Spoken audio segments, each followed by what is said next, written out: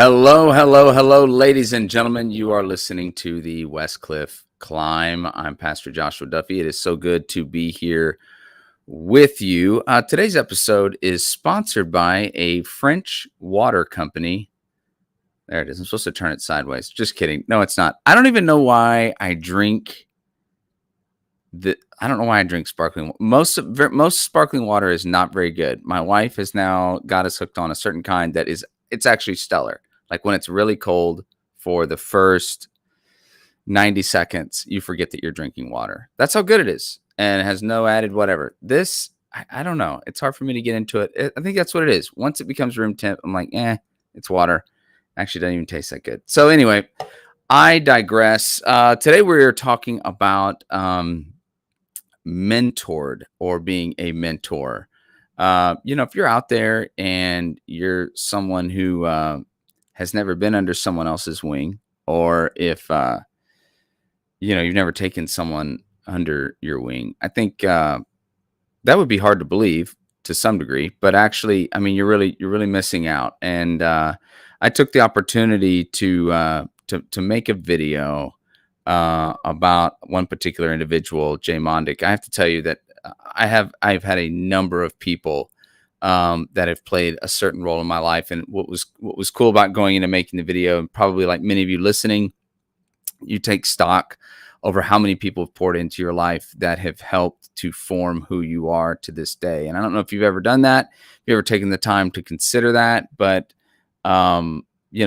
hopefully that's a long list. And if it's a decently long list throughout different chapters and phases of your life, consider yourself incredibly blessed. I look back on, I had a fantastic youth minister, and I could probably have done a video about him. My small group leader growing up, Joel Eisenbraun was stellar. Mike Hinkfoot, stellar. They had huge impact on my life and my formative junior high years, and then moving even into high school as well. Just some people that you could really talk to and work through things in life as well. Jay just hit me at a particular interesting time about mid high school, in that he had accomplished athletically everything that I would ever have dreamt. And as I begin to learn his story, the other thing that struck me is he not only had achieved everything I thought in sports that I would want to achieve, he also did everything socially that I thought that most teenage guys would be like, well, yeah, that sounds like fun, and then you would hear him tell the story of like someone who actually did those things, actually lived this kind of a life. And when you would listen to him, you'd find out real quick, like, oh, that's a train wreck. Oh, you mean that story ends badly? You know what I mean? Like it's a tough sell to teenagers to just tell them not to do certain things just because. That's one of the things we do with like recovering youth group kids is we tell them the do's and the don'ts. And sometimes I don't know that we mean to make it about fear and shame, but that can be one of the weapons or one of the ways that it comes across, even if it's not intentional, is don't do this, don't do that, because you're going to make Jesus cry. Or don't do this, don't do that, because you're going to get some disease or whatever. And the problem is when you're a younger person, you're always convinced that that's not going to happen to you. You're always convinced you're going to be the outlier. And it's, you're 10 foot tall and bulletproof. That's why we kick 18-year-olds out of the back of airplanes in the middle of the night over some war-torn country because they think it's not going to happen to them. There aren't many 40-year-olds doing that, besides the fact that their knees and their back are terrible. They're already like, ooh, this could go bad for me. It's just a different mentality when you're younger. And so I think the messaging, especially for those of us that maybe grew up in that period in time of life in youth ministry, it was awesome. It was beautiful. It was powerful. And it's probably a mixture of the cultural messaging and experiences with one another, whatever it may be. But that's a hard sell. And it may all be true. It may be that, like that's not God's will. His heart breaks for you when you go take a left turn instead of a right. It's not false, But what you begin to take from it is maybe that's not going to happen to me.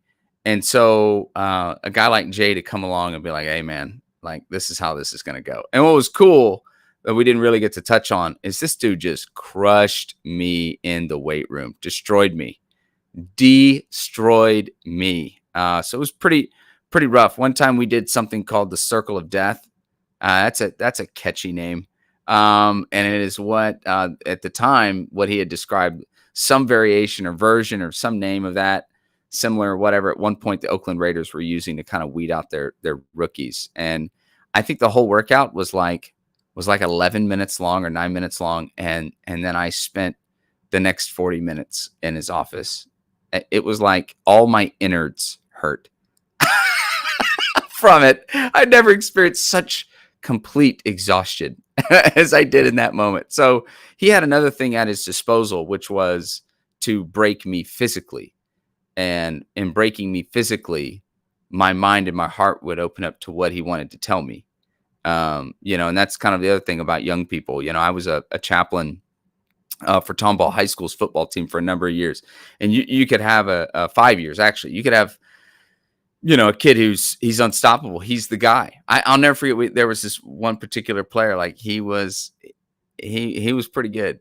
And I remember a pass right before halftime, and the kid was cocky. He's probably 16, 17, 18 years old, and he's a stud receiver. So, he's got that whole thing going on, that whole air, I remember right before halftime, there must be 3,000 to 5,000 people in the stands, maybe more. There's the ball, right? Wide open. The ball hits him in the hip and he drops it. That was the only window of time going into the locker room in which I was able to have an honest exchange with this kid. It was the only time ever. Why? Because physically, his physicality had let him down. And there's something beautiful about that, especially with young people. If you can break them down physically, then you can kind of, especially dudes, you can open up their mind and their heart to listen. When they reach an exhaustion point, they'll listen to you. I don't know what that is about us guys, especially when we're younger, especially when you're younger, you just think you can manhandle and overcome anything physically. And, when you kind of make this connection, when you're thinking about like on a spiritual level, you make this connection to the life and the ministry of Jesus. You just take a step back and look at the fact that basically that's what he was doing. We think of the disciples as being like these old men. They may have lived to be a little bit older or quite a bit older in some cases. I think if you look at the text and you look at the culture, these guys are being recruited as teenagers, in all honesty. And so they're being picked up. The disciples at that time they're young dudes. And that if you start framing Peter when he first gets recruited by Jesus, and you look at some of the things he says and does, it starts to make sense. Like walk on water, no problem. When do you want it done? I got it. Right. He's always kind of in protective mode of Jesus. To me, it's a relatively young guy thing to do, to take out a blade in the garden and cut a guy's ear off. And especially because you probably weren't aiming for his ear, right? But like that, don't mess with my boy kind of thing. And so if you look at what Jesus did, I think there's some similar tactics there. Every time the disciples turn around, they are put in one scenario after another to where their physical gifting, their own mentality and mindset could not overcome the situations that they were in. And you see, it's just a steady buildup for 3 years. Every time they turn around, they're paddling in a boat in the middle of the night up against the wind, or there's a terrible storm that's hitting them and they're not getting anywhere, or they're terrified of the weather, of what's happening to them. He's breaking them. And then he would show up, and he shows up. I'm like, oh, what's the problem? I was sleeping, and that's all part of that thing. Like the disciples as young dudes, Jesus has got to break them down physically, because especially young guys, physically, they just think they can overcome it. They can overpower it. And if you look at the ministry, they're constantly in situations. There's 5,000 people, just counting the men. How are we supposed to feed them? And they're all out of ideas. They're out of ideas. Their physical gifts won't do it. Their brought to the end of themselves, so to speak. And there it is, like then they're ready to listen. Then they're ready to learn. There are times when they're trying to cast out one particular time in the Gospels, they're trying to cast out demons. It's not working. Why? It's There's one thing to just kind of leverage Jesus's name. It's another thing to have Jesus go before you and the Holy Spirit go before you and do that work, right? And they're just relying on themselves and they got their butts handed to them.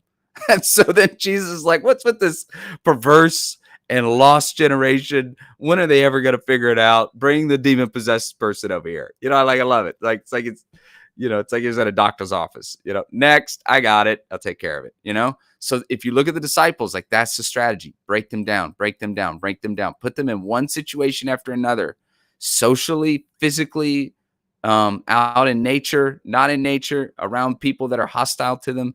Put them in situations and scenarios over and over and over again where they're outmanned, outgunned, outmatched. And then once they're clear that all of their physicality and their ideas and their strategies stink and isn't going to work, and then they watch Jesus come in and solve it, take care of it, then they're open to what he has to say. Then he would teach on the other side of it. So I say all that to say, I made the video because that's kind of how things would go down. I'd come in, the guy would crush me, and then we'd talk about life. We talk about girls. We talk about dating. We talk about Christ. What does it mean to be a godly man? What does it mean to wait until you save yourself for marriage? What does it mean to not go diving off into drugs and alcohol? Like what does all that look like? Well, one way you get into a guy's head and his heart is you first break his body. And that is routinely what would happen on that front.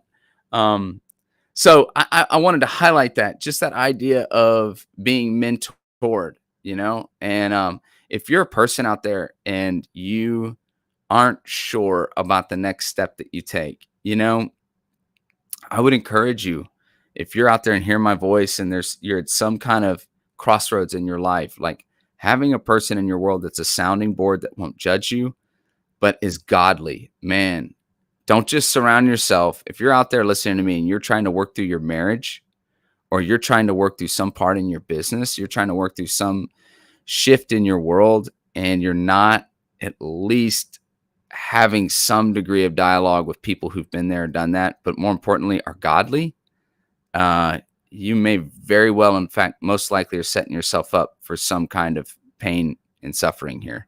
So, making sure that the character of the person is not only high, but they're rooted in the faith is huge when you're looking for people to come alongside you, and help you in this life, in critical moments in your world. That's just huge, And then the other end of the spectrum, like if you're already in a job, or you're in your career, or you're in some station or season of life where things are rolling pretty good, and you see a person 10, 15, 20 years younger than you, who's struggling, making that connection and praying over that connection, and God, positioning you to be able to walk with that person is really, really cool. I had somebody, goodness, maybe like in the last 6 months, I've had a couple of people that are like, hey, will you mentor me? Will you walk with me? And one of the things I realized is that in a lot of cases, and I'm speaking right now more from a male, the male perspective, is the number of young guys who never heard, I'm proud of you. I love you. And as boys, like they never heard that. Like, man, keep it up. Encouragement. What they got is maybe some kind of a negative, put them in a box, in a category. You're always going to be a failure. You're never going to make it. Or like this limiting culture, family culture that just says you're only ever going to be X, Y, or Z. And so really what happens, and what I've begun to notice in the relationships where I'm mentoring is we're really stifling young men, because there is like this fine line, right? Like I'm just to speak plainly, like, yeah, we don't want to crank out a bunch of sissies, right? Like We don't want that. Okay, out of young men who become, boys who become young men who become men. But like most men that you see that are out of control to this day, or do things and make decisions that are out of control, a lot of it is rooted in never getting to work through that stuff. They didn't get to be a boy when they were a boy, and now they're a grown man acting like a boy. That's how it works, right? They didn't get to play King of the Hill with dad. And so now the new King of the Hill is, how many women can I sleep with, right? They didn't know what commitment looked like. They never saw anybody else do it. So this is how they're going to live their lives, like, so that's one of the things I've seen. Like when you think about the mentoring side, and I can't, I can, from a ministry standpoint, I can talk about where, um, where young ladies aren't getting what they need necessarily, and why that would be good to have mentoring relationships as well. But a huge one, just speaking as a dude, as a pastor, as a minister, that's sorely needing, and sorely wanting. And so looking at that kind of issue with young men, where they aren't getting to work through their wounds, they aren't getting to work through their insecurities, they aren't encouraged, they aren't told that they can do it, and whether they realize it or not, they become kind of, categorized and defined by either their culture or their family heritage or their lineage, or what their parents said about them, or whatever hurts that they went through, if they're the product of divorce or whatever. So like that's the other thing to be mindful of, is if someone comes to you and is like, hey, will you mentor me?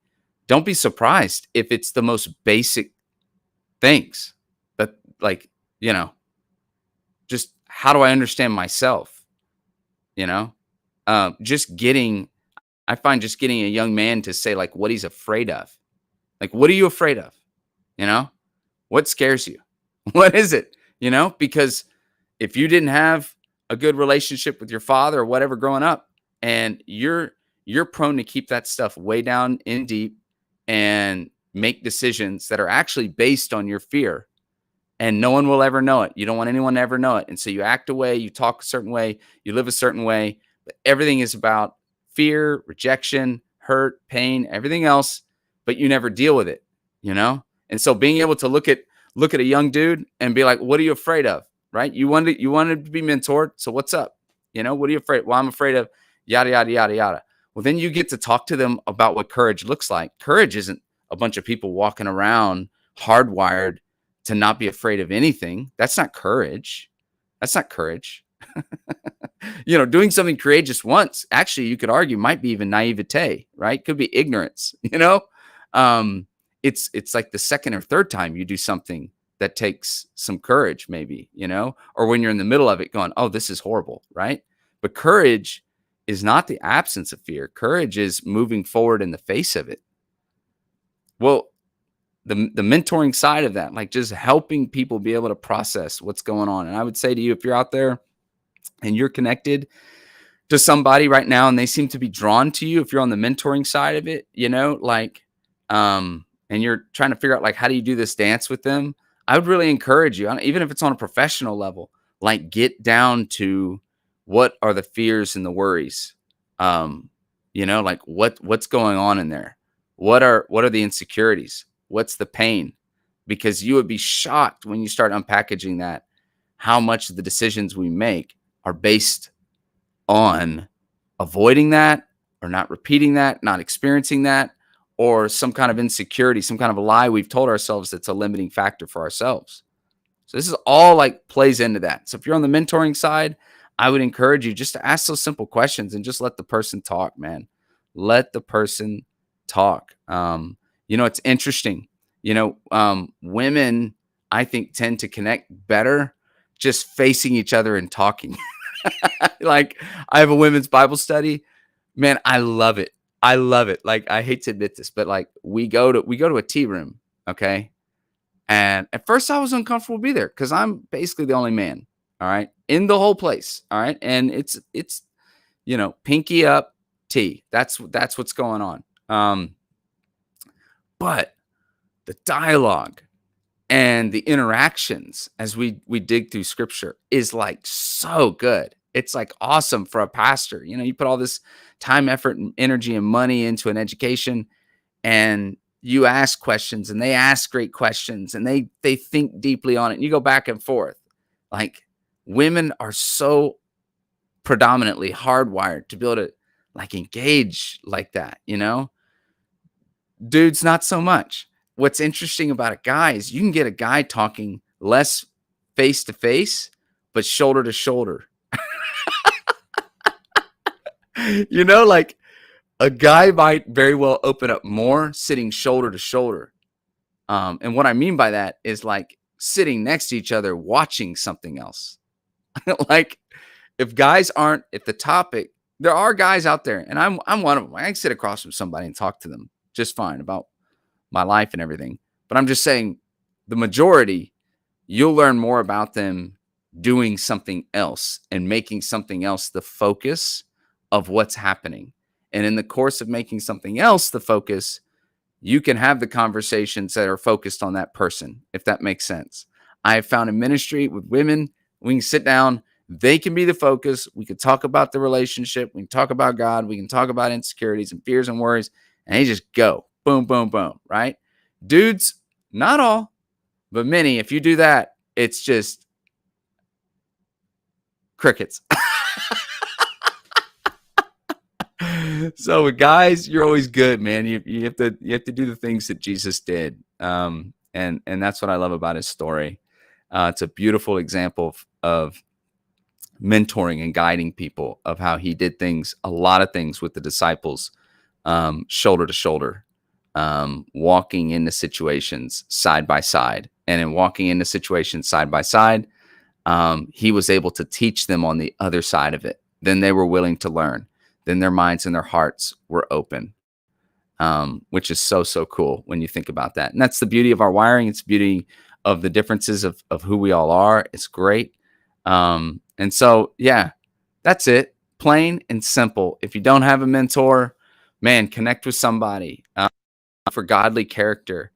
Look for humility. Don't just look for incredible stats, you know.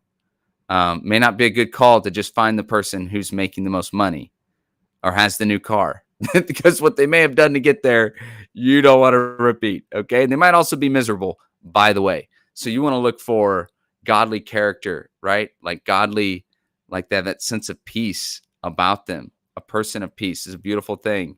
And the Holy Spirit will guide you in that, you know, if you're looking for that. And then if on the other side of a mentor, like dive into what that is. Like, what are the insecurities? What are the fears? What are the worries? You got to get to the heart of those kinds of things, because most likely if someone's reaching out to you, wanting you to guide them, they never got to process those things in their entire lives. I think predominantly men and women can, you know, we can just square off and have the conversation. A lot of dudes, if you feel like you're not getting anywhere and you have someone to mentor, you may have to make something else the focus and then hit the conversation pieces along the way. And don't be surprised if it's really the discussions you need to have are the most basic things that you may have already skipped over because you're just assuming that's all obvious. It may not be. And so be mindful of that in the mentoring relationship. That's what I got for you. I love you guys. I love having the opportunity to be able to mix it up with you. God bless you guys, and we will see you next week. Bye.